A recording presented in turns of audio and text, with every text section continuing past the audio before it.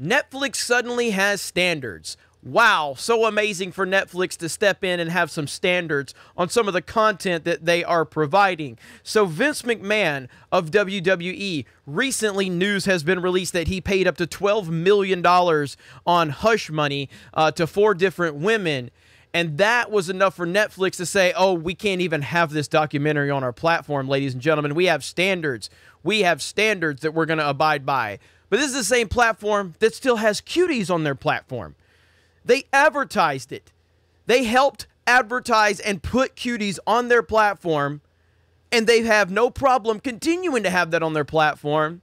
They still have House of Cards, which, to be clear, I love that series, but the information that has been released on Kevin Spacey, they still have that on their platform, but Vince McMahon and the recent news means they have a documentary that was quote-unquote in deep production.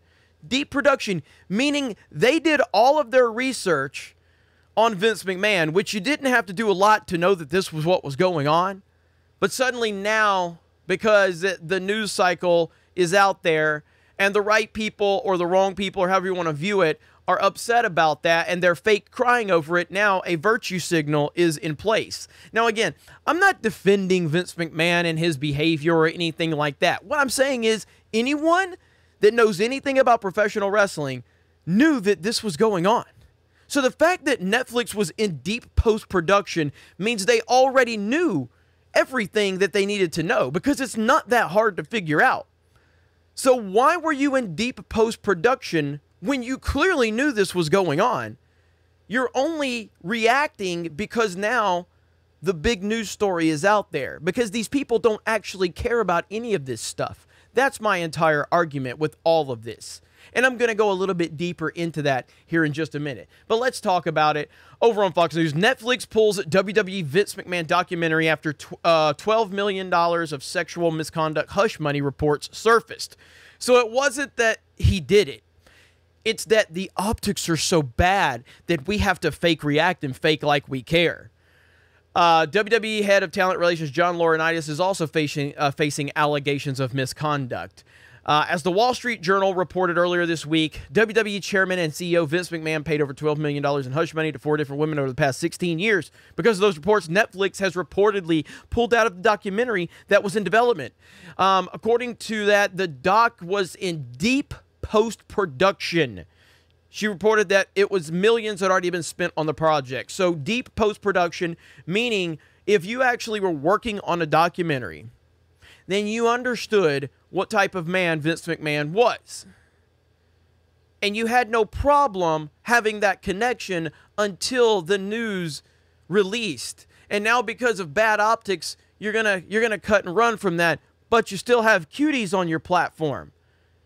Cuties is okay. That's no problem. But Vince McMahon, that's a problem. Really? This is ridiculous. Stephanie McMahon, daughter of Vince, is currently serving as the interim CEO and chairman of WWE. She was appointed in that position, yada, yada, yada. So all of this is a way of me going, now this is where the theory comes in, okay? So I have a theory about all of this. So now I have followed wrestling for a long time. You know, I haven't watched it consistently in a decade or more probably at this point. But, you know, I was a big Attitude Era fan, and obviously the Golden Era and all of that, Hulk Hogan, Macho Man, Ultimate Warrior, all those guys. But Vince McMahon has always been Vince McMahon. We know who Vince is, all right? He's ruthless. We know this. This is not breaking news. But recently, if you go to the most recent WrestleMania, we saw Vince McMahon, and he was in really bad shape. He could not take a Stone Cold Stunner. It was one of the most embarrassing Stone Cold Stunners we've ever seen. And then prior to that, he reacted like he was supposed to be reacting to Stone Cold Steve Austin coming out and being scared, but he messed it up. So my point here is that Vince seems to be completely useless at this point in time as a creative force on camera. And behind the scenes, he's becoming a massive liability. But he's always been a massive liability behind the scenes. But he still was a useful talent in front of the screens, because WWE is not just him anymore. It's a public company. So now he has a board of directors and all that crap to deal with. So it seems to me that they're letting this information out, information that was probably well known behind the scenes, but now because Vince McMahon is not really beneficial to them anymore and he seems to be completely useless on screen, now it just seems like an opportunity to go ahead and get rid of Vince McMahon. So if you had this information privately, why did you sit on it if it's so terrible and if it's so awful? It's almost like there's a problem from top to bottom in these corporate worlds, but they will choose when they decide to fake virtue signal and pretend that they care about things. Pretty interesting. That's my theory. I don't know that for sure, but if I'm using common sense and looking at the situation and how Vince McMahon has been behaving on screen the few times we've seen him, he's really not useful anymore. So they probably see this as an opportunity to say, let's just get the old man out. He's not useful anymore.